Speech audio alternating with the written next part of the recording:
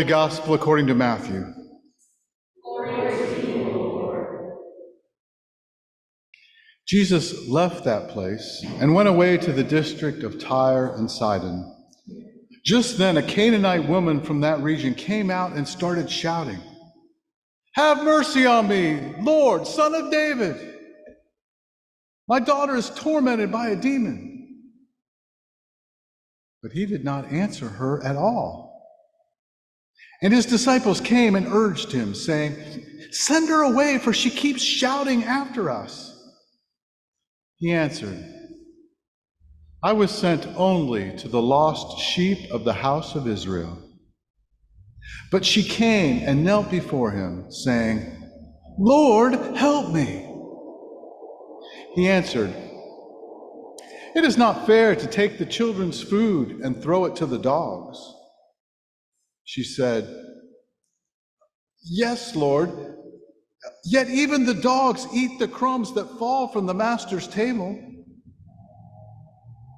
Then Jesus answered her, "Woman, great is your faith. Let it be done for you as you wish." And her daughter was healed instantly.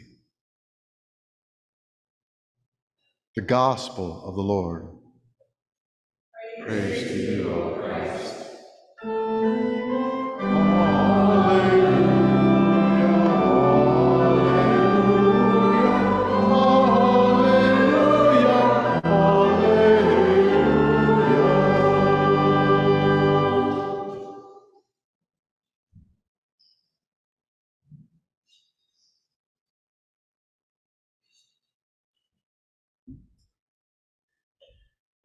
Even Jesus can have one of those days when he's just had enough.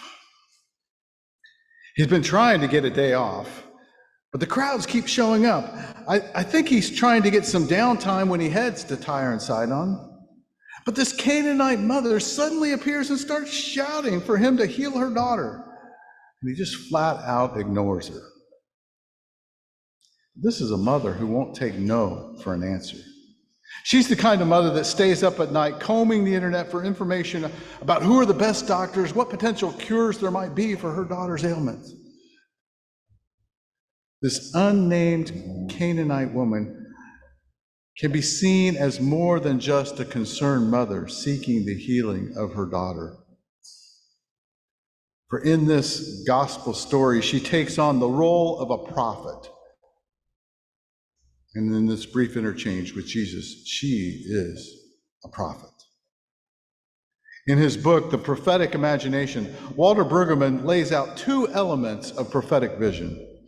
One is criticality, recognition of the world's pain, and the second is hope, recognition of the world's possibilities.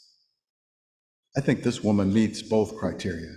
She's immersed in the universal pain of a mother whose daughter needs healing, and she's filled with hope that Jesus can deliver such healing. But it doesn't look at first like things are going to go the way that she had hoped. She comes to Jesus crying out like a prophet with her plea, "Lord, have mercy." It's the same supplication we often make in our worship, saying or singing, "Kyrie eleison," Lord, have mercy. But her plea is met with silence. And then his disciples, either annoyed or embarrassed, plead for Jesus to send her away. Jesus responds that he has come only for the lost sheep of the house of Israel. Jesus is creating a boundary line, and she's on the outside. There's an us and a them. It was kind of party line for Israelites. And as a Canaanite, she is one of them. But she's a persistent prophet. She won't take no for an answer. This time she comes and kneels before him, simply pleading, "Lord, help me." But Jesus refuses again. This time throws in an insult.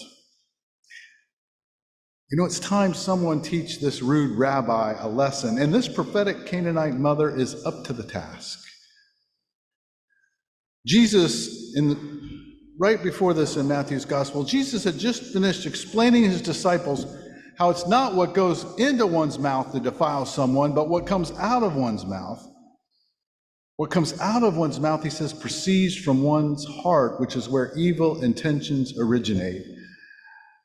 And now the very words coming out of Jesus' own mouth reveal the warped state of his own heart.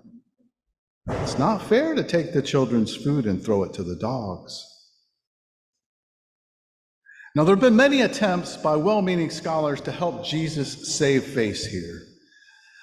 Some suggest he was just testing this woman, or maybe he was just jesting with her in a humorous kind of way.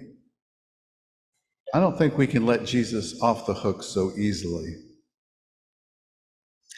He may have been revealing the cultural biases that he had grown up with, but that doesn't excuse his referring to this Canaanite woman and her people as dogs and refusing her request. I think Jesus is just being a jerk. It's a very human Jesus that we encounter in this text today, and I think it's perhaps one that we can all really relate to. Who among us has never said something hurtful to another? Who has never separated people out into in and out groups?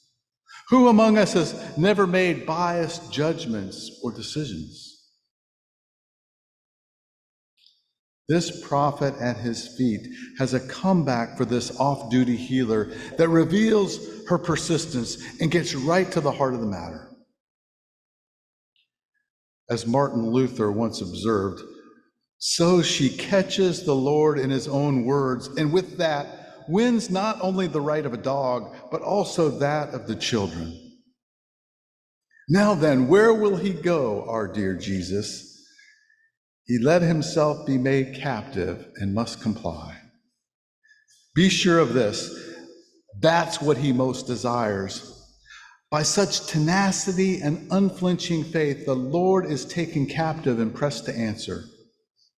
O woman, you cling firmly to the hope that I will help you, and you don't let go of me. I think this is the crucial turning point in the story. Jesus changes his mind. As Luther points out, he had no other choice. This woman's witty comeback helped him to see more clearly that God's gracious gifts aren't just for the chosen few. They are for all.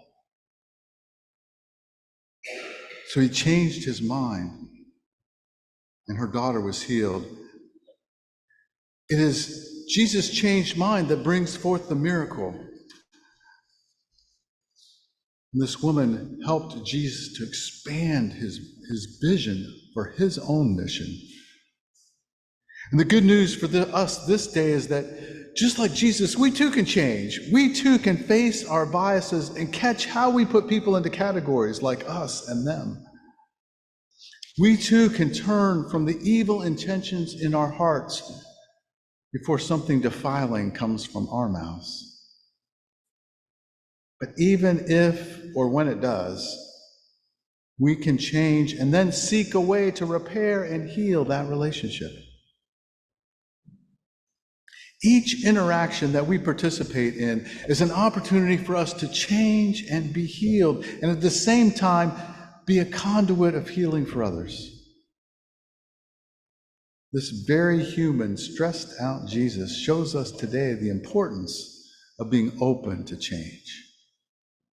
And likewise, this unnamed Canaanite woman shows us how to remain persistent in our pleading for justice in our world.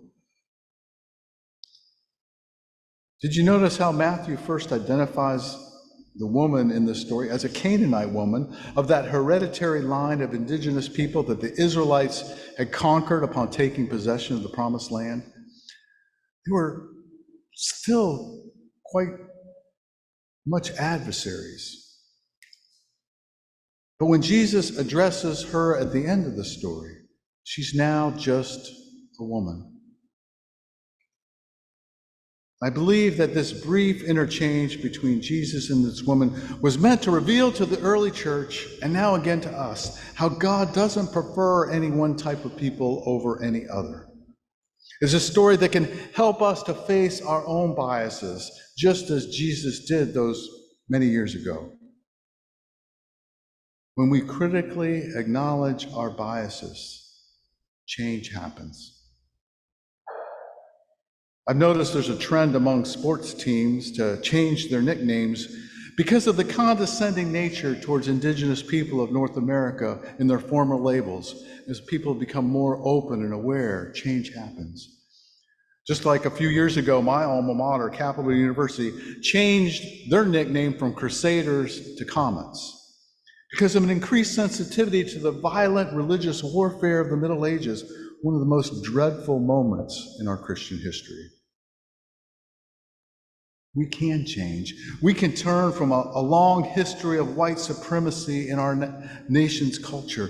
We can create a world in which all people can have the abundant life that God desires for them.